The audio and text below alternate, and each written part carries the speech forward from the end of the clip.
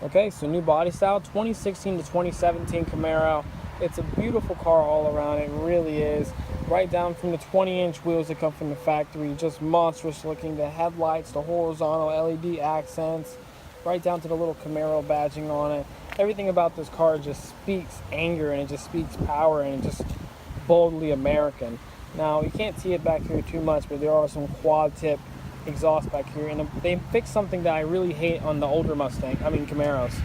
Now, right here, you see this little bumper. On older Camaros, this is plastic, and it is so disgusting to me. I just think it's so cheap. I mean, it's still plastic as it is, but it's just matte black plastic, which I think looks very cheap and just not what any car should really look like from the factory. Rear end still retains its redesign from the previous generation 15, and a little bit more redesign. It has this nice pedestal style spoiler, and I think that gives it a really nice accent coming from a Camaro that wasn't ever really seen before.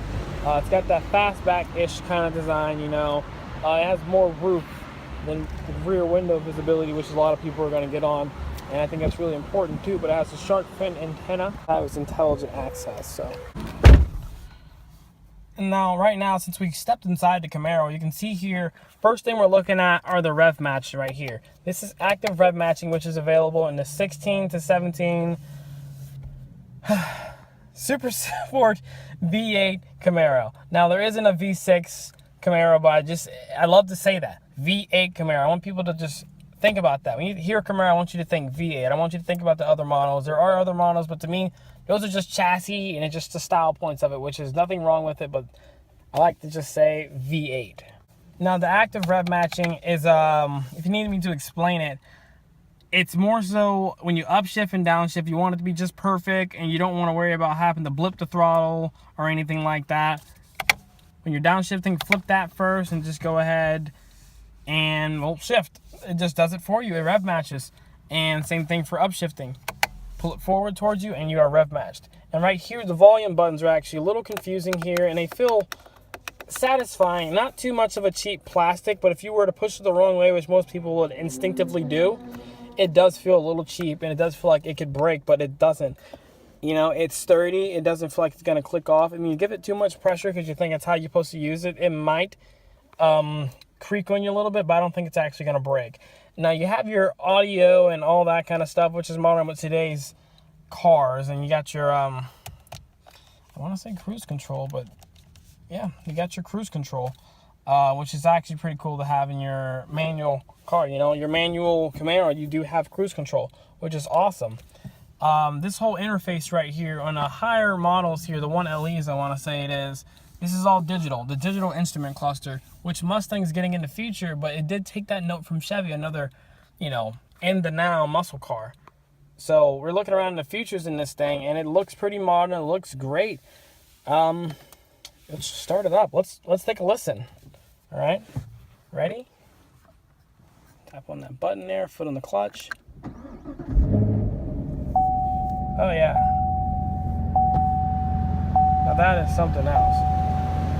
That, turn it down like that. That is something else. This is beautiful.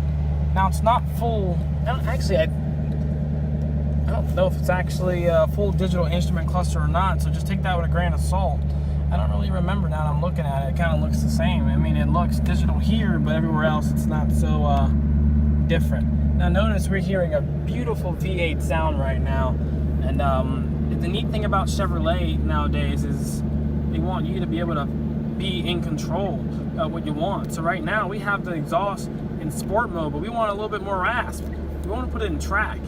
We always want track. We want it as loud as we can get it to go. Suspension, you can control your suspension. If I want track suspension, bam, track suspension. Ridiculous. I can do all this from the menu of the car, and it's ridiculous. Now, I think this one in particular was a package the guy got on it and traded in, but still, nonetheless, it's ridiculous.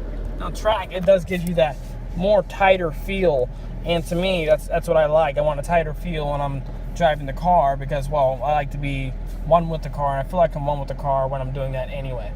So, like I said before, we're just taking a little views of the car and features and everything. If you're worried about the rear space back here and the trunk, and I'm not going to show that in this video. But if it's roll crested, you guys want to see me do a test drive on this and a really good feedback on the way it drives, just go ahead and let me know, and I have no problem making a video about that. But I just thought they'd be really cool to get in here and just show you some key features, or just how it is just when you drive a car, you don't think about all this other crap. You really don't. You think about all the stuff I just showed you, and you focus really more on that than anything else. I mean, the clutch, let's see how the clutch feels anyway. I mean, I guess that's really important. It really is important when you're driving a manual car to work. Now the clutch is it's a little heavy. I mean, if you're an older guy, I don't recommend buying this. Honestly, I don't. Not to say you couldn't handle it, but just to be used to it, I don't think you'd be too used to it. Now, it springs you right back up to the biting point like it's nothing. So I don't think stalling is going to be too much of a problem in this car. Biting point, really easy to get to. I do recommend still, with every manual car you get, to at least just play with it a little bit. The fuel is low on this anyway, so I wouldn't take it for a test drive. But yeah, I mean, that's all we're going to really focus on with this. I don't want to rev it up or anything like that. I mean, maybe just one little tap. We'll see how that sounds.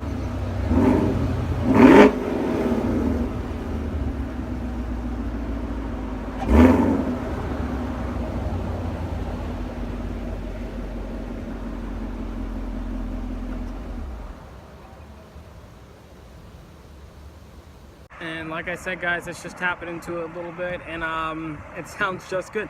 It wasn't even over 3,500 RPM. That was right at 3,500, and it sounds just monstrous. And that was on track mode exhaust, valves all the way open. It's just ready to roar. But thanks for watching, guys. I hope you guys really enjoyed the video, and I'll see you later.